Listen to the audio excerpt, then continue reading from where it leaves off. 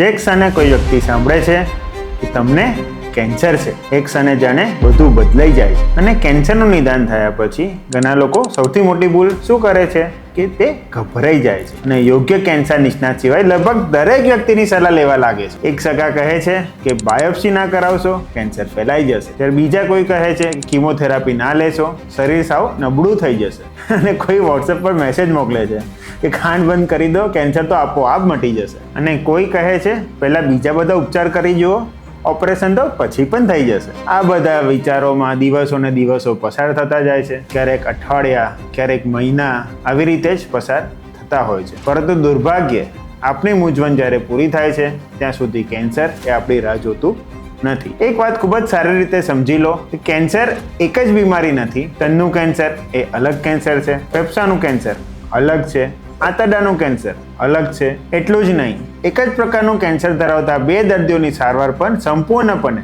અલગ રીતે હોઈ શકે છે. એટલે કેન્સરનું નિદાન થયા પછી તમારો પહેલો પ્રશ્ન એ ન હોવો જોઈએ કે મારા ઓળખીતા કે મારા પાડોશીએ શું સારવાર લીધી. તમારો પ્રશ્ન હોવો જોઈએ કે મને ચોક્કસ કયું કેન્સર થયું છે, તેનું સ્ટેજ શું છે, મારા માટે એની યોગ્ય સારવાર શું છે. મૂંઝવણ હોય તો બીજો મેડિકલ અભિપ્રાય લો, પ્રશ્નો પૂછો, તમારી સારવારને સમજો. પણ મહેરબાની કરી ડર, ખોટી માન્યતાઓ, વોટ્સઅપ મેસેજ કે અધૂરી જાણકારી વાળાની સલાહને કારણે કિંમતી સમય બગાડશો નહીં. આજે ઘણા પ્રકારના કેન્સર એવા હોય છે જે સંપૂર્ણપણે મટી શકે છે, ખાસ કરીને જો યોગ્ય સમયે તેનું નિદાન અને યોગ્ય સમયે એની સારવાર થઈ જાય. કેન્સર સામે લડવા માટે હિંમત જરૂરી છે, પણ સાચી તબીબી સલાહ સાથેની હિંમત. કારણ કે ક્યારેક સૌથી મોટો ખતરો માત્ર કેન્સર નથી હોતો, ખોટી સલાહને કારણે સારવારમાં થતો વિલંબ પણ એટલો જ ખતરનાક હોઈ શકે છે.